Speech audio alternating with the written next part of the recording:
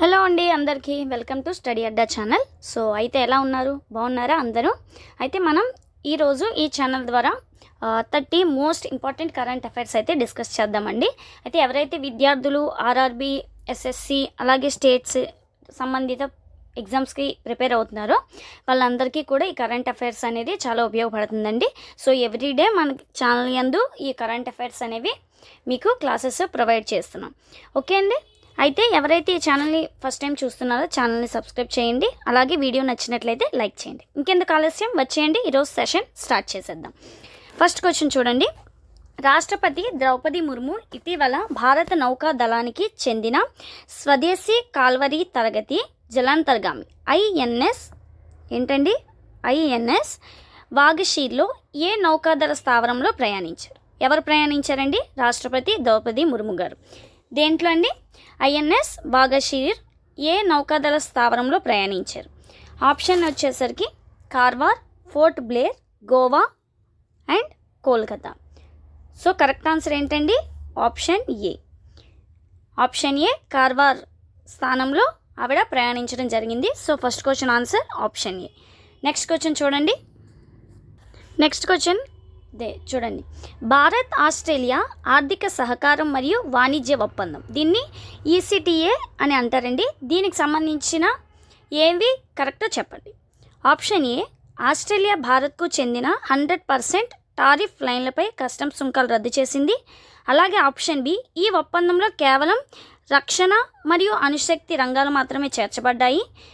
Option C, Bharat Australia 90% కంటే ఎక్కువ ఉత్పత్తులపై వెంటనే సుంకాలు శూన్యంగా చేసింది. లేదా ఆప్షన్ డి, పై వాటిలో ఏది కాదు. అయితే ఈసీటీఏ ఒప్పందానికి సంబంధించినది ఏది ఈ ఆప్షన్లో కరెక్టో చెప్పండి. ఎస్, ఆప్షన్ సి కరెక్ట్ అండి. భారత్ ఆస్ట్రేలియా 90% కంటే ఎక్కువ ఉత్పత్తులపై వెంటనే సుంకాలని రద్దు చేసిందనమాట. సో ఆప్షన్ సి కరెక్ట్ అండి. నెక్స్ట్ క్వశ్చన్ చూడండి. Next question number 3. పాకిస్తాన్ ఫైనల్లో ఎవరిని ఓడించి ఏసీసీ పురుషుల అండర్-19 ఆసియా కప్ 2025 విజేతగా నిలిచింది? ఎవరిని ఓడించి నిలిచిందండి? థర్డ్గా ఆన్సర్ క్యా?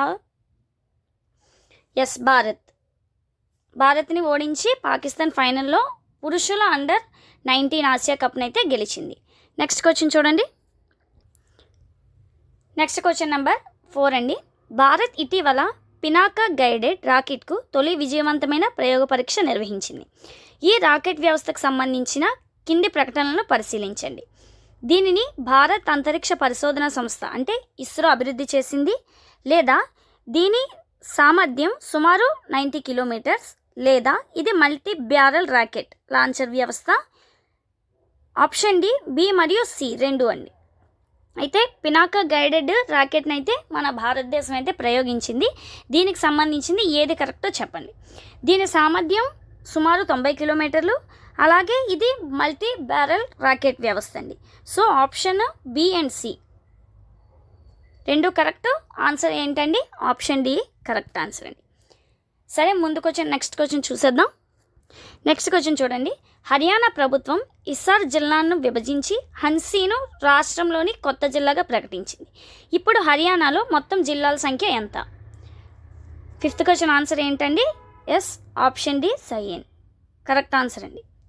23 జిల్లాలు. అయితే ఇంతకుముందు 22 జిల్లాలే ఉండేది. అయితే ఎప్పుడైతే ఈ హిసార్ జిల్లాను విభజించి హన్సీ అనే మరొక కొత్త జిల్లాను ఏర్పరిచిందో అప్పటి నుంచి 23 జిల్లాలు అయితే మన హర్యానా ప్రభుత్వం ప్రకటించడం అయితే జరిగిందండి. సో ఫిఫ్త్ క్వశ్చన్ ఆన్సర్ ఏంటండి? Option D. నెక్స్ట్ క్వశ్చన్ చూడండి. కింది దేశాల్లో ఏ దేశం భారతదేశానికి చెందిన 100% ఉత్పత్తులపై దిగుమతి సుంకాన్ని పూర్తిగా రద్దు చేయడానికి ఇటీవల అంగీకరించింది? ఎవరైతే ఈ వీడియోని ఫస్ట్ టైం చూస్తున్నారో ప్లీజ్ సబ్స్క్రైబ్ చేయండి. అలాగే వీడియో నచ్చినట్లయితే లైక్ కూడా చేయండి. ఎవరండి రద్దు చేయడం జరిగింది?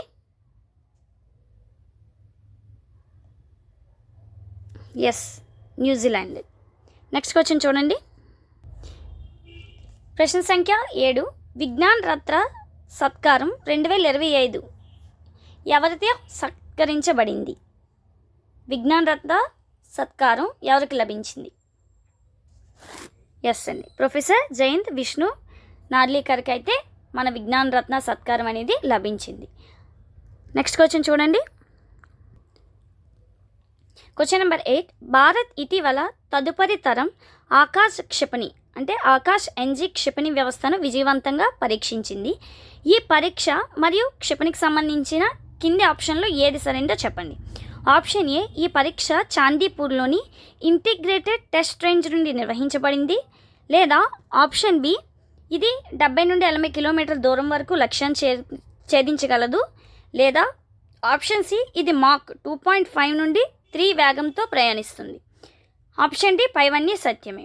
అయితే ఈ ఆకాశ్ ఎన్జీ క్షిపణిని ఎవరు పరీక్షించారండి? మన భారత్ అయితే దీన్ని పరీక్షించడం జరిగింది. దీంట్లో ఇదేంటంటే చాందీపూర్ నుంచి అయితే దీన్ని ప్రయోగించారు. అలాగే దీని సామర్థ్యం ఏంటంటే 70 నుంచి 80 కిలోమీటర్ల వరకు ఇది ట్రావెల్ అయితే చేయగలదండి. ఎంత స్పీడ్తో చేస్తుందంటే 2.5 నుంచి 3 ఆ వేగంతో ఇదైతే ప్రయాణించగలదు. సో ఇవన్నీ కూడా కరెక్ట్ అయినటువంటి స్టేట్మెంట్స్. సో ఆప్షన్ డి అనేది మనకి ఆన్సర్ అవుతుందండి. ఆప్షన్ డి ఆన్సర్ అయితే అవుతుంది. నెక్స్ట్ క్వశ్చన్ చూసేద్దాం, వచ్చేయండి. నెక్స్ట్ క్వశ్చన్ చూడండి. బ్యాంకింగ్ వ్యవస్థలో నగదు కొరతను తగ్గించడానికి రిజర్వ్ బ్యాంక్ ఆఫ్ ఇండియా అంటే ఆర్బీఐ ఇటీవల ఒక పెద్ద పథకాన్ని ప్రకటించింది. ఓపెన్ మార్కెట్ ఆపరేషన్స్, OM1 అనేసి దీన్ని అంటారండి. దీని అర్థం ఏంటండి? Open market operations. కింద నగదు కొరతను తగ్గించడానికి ఆర్బీఐ ఏం చేస్తుంది అంటే ఓపెన్ మార్కెట్ ఆపరేషన్స్ అనే దాంతో అయితే నగదు ఏవైతే డెఫిషియన్సీ ఉంటుందో దాన్ని తగ్గించడానికి ఆర్బీఐ ఏంటి ఆలోచనలు చేసింది. ఆప్షన్ ఏ, బంగారం దిగుమతి చేస్తుంది. ఆప్షన్ బి, విదేశీ కరెన్సీ విక్రయిస్తుంది. లేదా ఆప్షన్ సి, ప్రభుత్వ పత్రాలను కొనుగోలు చేస్తుంది. లేదా ఆప్షన్ డి, ప్రభుత్వ పత్రాలను అది విక్రయిస్తుంది. ఏది కరెక్ట్ అండి? ఎస్, ప్రభుత్వ పత్రాలని ఈ ఆర్బీఐ అయితే కొనుగోలు చేస్తుంది. దేనికోసం అండి? నగదు కొరతను తగ్గించడానికి ఏవైతే ప్రభుత్వ పత్రాలు ఉన్నాయో వాటన్నిటినీ కూడా అది కొనడం అయితే జరుగుతుంది. ఆర్బీఐ వ్యవస్థ కొంటూ ఉంటుంది. సో 9 యొక్క ఆన్సర్ ఏంటి? ఆప్షన్ సి అనేది కరెక్ట్ ఆన్సర్. నెక్స్ట్ క్వశ్చన్ చూడండి. క్వశ్చన్ నెంబర్ 10 అండి. ఇండియన్ స్పేస్ రీసెర్చ్ ఆర్గనైజేషన్ అంటే ISRO ఇస్రో అండి ఇటీవల బ్లూ బర్డ్ బ్లాక్ 2 ఏంటండి? బ్లూ బర్డ్ బ్లాక్ 2 ఉపగ్రహాన్ని అయితే ప్రయోగించింది. ఈ ఉపగ్రహాన్ని ఏ రకమైన కక్షలో స్థాపించారు అంటే ఏ రకమైనటువంటి ఆర్బిట్లో దాన్ని ప్రయోగించారు? MEO yeah GEO yeah LEO? చెప్పండి, దీని యొక్క ఆన్సర్ ఏంటి? మిడిల్ ఎర్త్ ఆర్బిట్, లేదా జియో ఎర్త్ ఆర్బిట్, లేదా లో ఎర్త్ ఆర్బిట్. ఎక్కడైతే మన బ్లూ బర్డ్ బ్లాక్ 2 ఉపగ్రహాన్ని ప్రయోగించారో చెప్పండి. ఎస్, కరెక్ట్ ఆన్సర్ అండి, లియో. అంటే తక్కువ భూమి కక్షలోని దీన్ని బ్లూ బర్డ్ బ్లాక్ 2 ఉపగ్రహాన్ని అయితే ప్రయోగించడం జరిగింది. సో 10th క్వశ్చన్ ఆన్సర్ ఏంటండి? ఆప్షన్ సి సరైన జవాబు. నెక్స్ట్ క్వశ్చన్ చూద్దాం. ఇస్రో ఇటీవల బ్లూ బర్డ్ బ్లాక్ 2 ఉపగ్రహాన్ని విజయవంతంగా ప్రయోగించింది. ఈ ఉపగ్రహం యొక్క ప్రధాన లక్ష్యం ఏమిటి? సో దీని యొక్క ప్రధాన లక్ష్యం ఏంటండి? ప్రత్యక్ష హై స్పీడ్ బ్రాడ్బ్యాండ్ కనెక్టివిటీ అందించడం దీని యొక్క ప్రధాన లక్ష్యం. ఎవరు ప్రయోగించారండి? ఎగ్జామ్లు ఇది కూడా అడగడం జరుగుతుంది. అంటే ఏ సంస్థ, భారత, ఆఫ్రికా లేదా అమెరికాని కూడా మనకి ఎగ్జామ్స్లో అడగడం జరుగుతుంది. సో మీరందరూ కూడా ఇస్రో గుర్తుపెట్టుకోండి, భారతీయది సంస్థ అండి. సో దీని యొక్క ప్రధాన లక్ష్యం ఏంటంటే, మెయిన్ మోటో ఏంటంటే ప్రత్యక్ష హై స్పీడ్ బ్రాడ్బ్యాండ్ కనెక్టివిటీని అయితే ఇది అందించడం జరుగుతుంది. ఎగ్జామ్స్లో కూడా అడిగే అవకాశం ఉంది. సో దీని మీద మీరు ఫోకస్ చేయండి. నెక్స్ట్ క్వశ్చన్ చూద్దాం. నెక్స్ట్ క్వశ్చన్ చూడండి. ఇస్రో యొక్క LV-M3-M6 మిషన్ కింద ఏ దేశానికి చెందిన బ్లూ బర్డ్ బ్లాక్ 2 ఉపగ్రహాన్ని ప్రయోగించారు? వెరీ వెరీ ఇంపార్టెంట్ అండి. ఇది మ్యాక్సిమం క్వశ్చన్స్లో అడిగే అవకాశం అయితే ఉంది. సో దీని మీద మీరు ఫోకస్ పెట్టండి. ఏ మిషన్ అండి? LV-M3-M6. ఈ మిషన్ కింద మనకి బ్లూ బర్డ్ బ్లాక్ 2 ఉపగ్రహాన్ని అయితే ప్రయోగించారు. అయితే ఈ బ్లూ బర్డ్ బ్లాక్ 2 అనే ఉపగ్రహం ఏ దేశానికి చెందిందంటే మన అమెరికాకి సంబంధించిందండి. సంయుక్త రాష్ట్రాలకి సంబంధించినటువంటి ఉపగ్రహాన్ని మన ఇస్రో అనేది అది పైకి పంపించడం అయితే జరిగింది. సో ఆప్షన్ ఏ అనేది సరైన జవాబు. నెక్స్ట్ క్వశ్చన్ ఏంటో చూద్దాం. నెక్స్ట్ క్వశ్చన్ చూడండి 13. ప్రపంచంలో ఉత్తమ అంతర్జాతీయ విమానాశ్రయం 2025గా ఎంపికైన చాంగి ఎయిర్పోర్ట్ ఎక్కడుంది? అంటే ప్రపంచంలోనే ఉత్తమ అంతర్జాతీయ విమానాశ్రయం ఏంటండి? Changi airport. అదైతే ఎక్కడ ఉందో చూడండి. ఇది ఎక్కడుందండి? మన సింగపూర్లో ఉంది. ఏ ఎయిర్పోర్ట్ అండి? Changi airport. దీన్ని మనం ఏమంటాము? ఉత్తమ అంతర్జాతీయ విమానాశ్రయం 2025లో ఇది గుర్తింపు పొందింది. సో ఇది ఎక్కడ ఉందండి? సింగపూర్లో ఉంది. సో ఆప్షన్ సి అనేది సరైన జవాబు. నెక్స్ట్ క్వశ్చన్ చూసేద్దాం, వచ్చేయండి. నెక్స్ట్ క్వశ్చన్ చూడండి.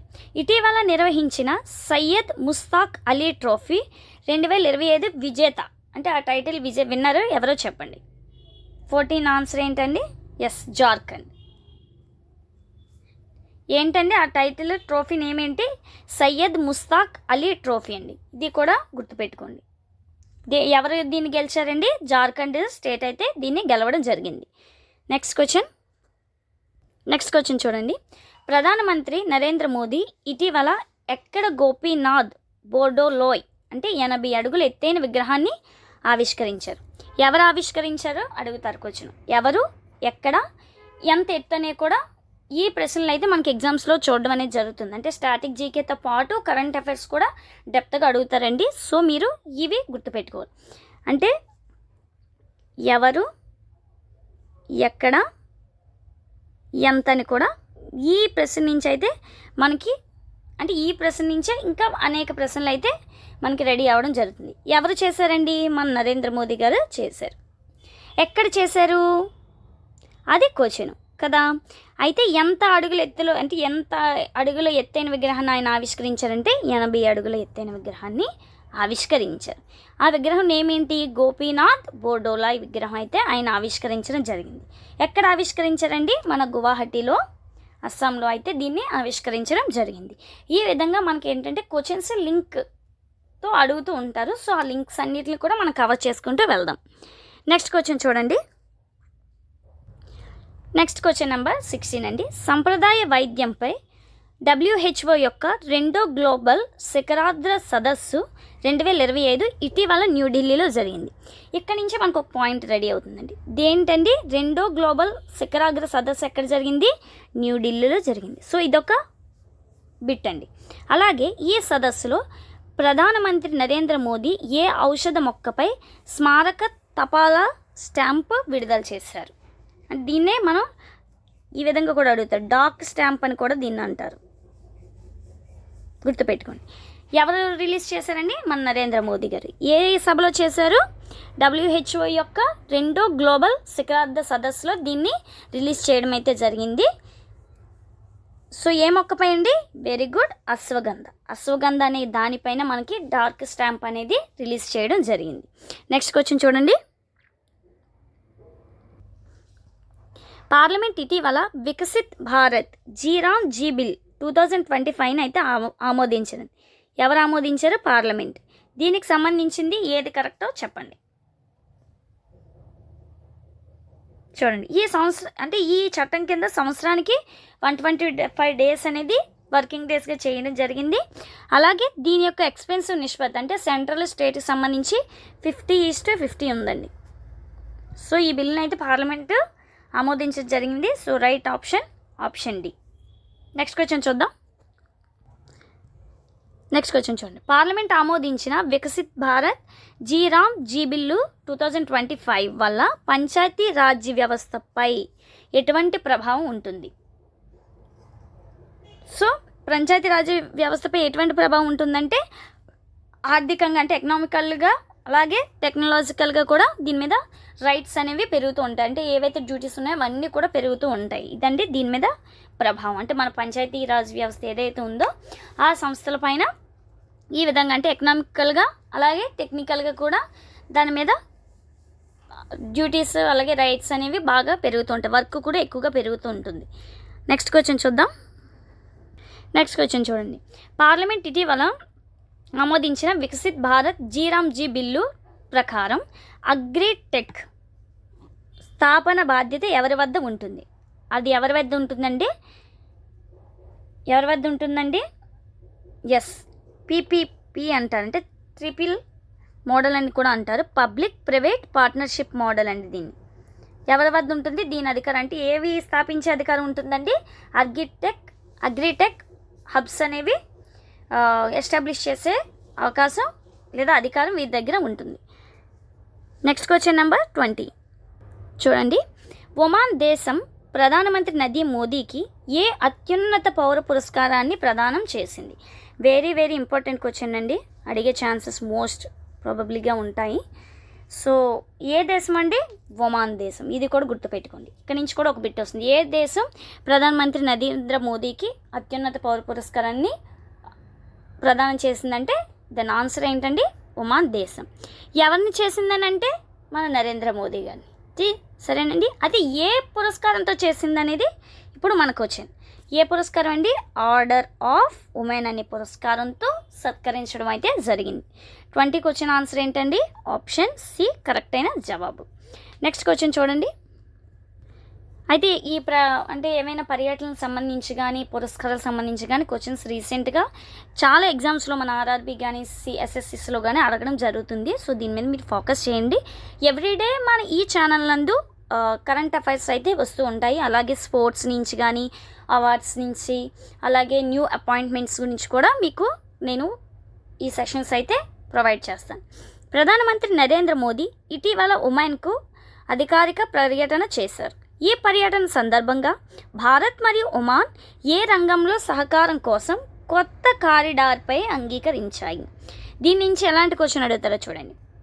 ఏ దేశాల మధ్య జరిగింది? ఒమాన్ అలాగే భారత్. ఎవరెవరి మధ్య అంటే మన నరేంద్ర మోదీ అలాగే ఆ దేశం యొక్క ప్రముఖ వ్యక్తి మధ్య కూడా జరిగింది. ఏ కారిడార్పై వీళ్ళిద్దరూ కూడా అగ్రిమెంట్ చేసుకున్నారు? ఎస్, గ్రీన్ హైడ్రోజన్ మరియు పునరుత్పాదక శక్తి పైన ఈ కొత్త కారిడార్ అయితే చేసుకోవడం జరిగింది. ఇంపార్టెంట్ ఏంటి గుర్తుపెట్టుకోండి. నెక్స్ట్ క్వశ్చన్ నెంబర్ 22 చూడండి. ప్రధానమంత్రి మోదీ ఆఫ్రికా విధానంలో భాగంగా భారత్ ఇథియోపియాకు ఏ రంగంలో అభివృద్ధి కోసం లైన్ ఆఫ్ క్రెడిట్ అందించింది? ఎవరికి అందించిందండి? ఇథియోపియా. ఎవరు అందించారు? మన మోదీ గారు అయితే వాళ్ళకి లైన్ ఆఫ్ క్రెడిట్ అనేది అందించడం జరిగింది. అయితే ఏ రంగంలో అభివృద్ధి కోసం? ఎస్, చక్కెర పరిశ్రమ మరియు విద్యుత్ ప్రసారం కోసం అయితే ఇది చేయడం జరిగింది. నెక్స్ట్ క్వశ్చన్ చూద్దాం. నెక్స్ట్ క్వశ్చన్ చూడండి.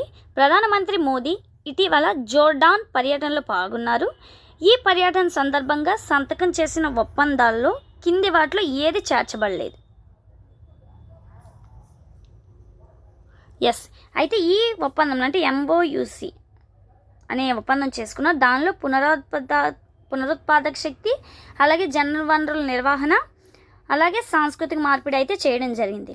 కానీ అంతరిక్ష అన్వేషణ అనే ప్రస్తావన అయితే దీంట్లో చేర్చబడలేదు. సో ఆన్సర్ అనేది ఆప్షన్ ఏ కరెక్ట్ ఆన్సర్ అండి. నెక్స్ట్ క్వశ్చన్ చూద్దాం.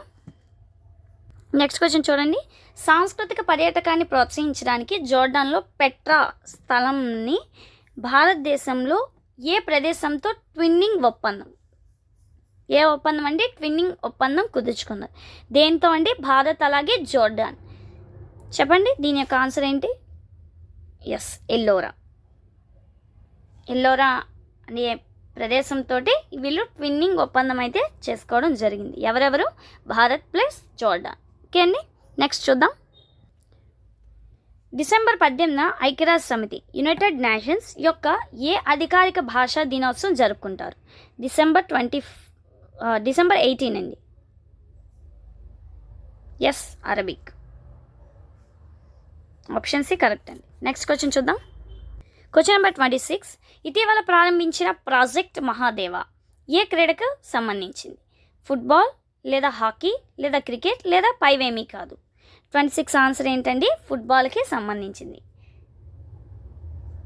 ఏంటండి ప్రాజెక్ట్ మహాదేవ్ అనేది ఏ క్రీడకు సంబంధించింది? ఫుట్బాల్కి సంబంధించింది. నెక్స్ట్ నెంబర్ చూడండి 27. ఇటీవల నిర్వహించిన అవీంద్ర 2025 విద్యాభ్యాసంలో భారత్తో కలిసి పాల్గొన్న దేశం ఏది? అవీంద్ర అండి దీన్ని అంటారు. సో 27 ఆన్సర్ ఏంటి? రష్యా. భారత్ ఎవరు పాల్గొన్నారంటే రష్యా దేశం కూడా మనతో కోఆపరేట్ అయితే చేయడం జరిగింది. నెక్స్ట్ క్వశ్చన్ చూడండి. డిసెంబర్ 2025లో విజయ్ దివస్ ఏ తేదీని జరుపుకున్నారు?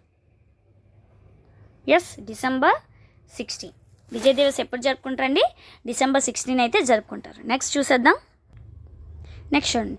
WWE దిగ్గజ సూపర్ స్టార్ జాన్ సీనా అధికారికంగా రింగ్ నుంచి రిటైర్ అయ్యారు. ఆయన ఏ దేశానికి చెందినవారు? ఎవరండి? WWE అనే దానికి సంబంధించిన వారు ఎవరండి? John Cena. ఆయన ఏ కంట్రీకి సంబంధించిన వారు? ఎస్, అమెరికా కంట్రీకి సంబంధించిన వారు. నెక్స్ట్ లాస్ట్ క్వశ్చన్ చూసేద్దాం. ఇవాళ last question, last and most important question చూడండి. 2025 సంవత్సరంలోని 4వ జాతీయ లోక్ అదాలత్ ఇటీవల నిర్వహించబడింది. దీన్ని ఎవరు నిర్వహిస్తారు? లోక్ అదాలత్ని ఎవరు నిర్వహిస్తారండి? ఎస్, జాతీయ న్యాయ సేవా ప్రాధికార సంస్థ అనేది నిర్వహించడం జరుగుతుంది. సో ఆప్షన్ ఏ అనేది కరెక్ట్ అయిన ఆన్సర్. సో ఇదండి ఇవాల్టి సెషన్. అయితే మీకు ఇంకేమైనా డౌట్స్ ఉన్నట్లయితే కమెంట్ బాక్స్లో కమెంట్ చేయండి. అలాగే ఈ ఛానల్ని సబ్స్క్రైబ్ చేసుకొని మరికొన్ని నోటిఫికేషన్స్ కొరకు వెయిట్ చేస్తూ ఉండండి. మరో సరికొత్త వీడియోతో మీకు అలాగే మీ అందరితో నెక్స్ట్ వీడియోలో కలుసుకుందాం. Until then keep rocking.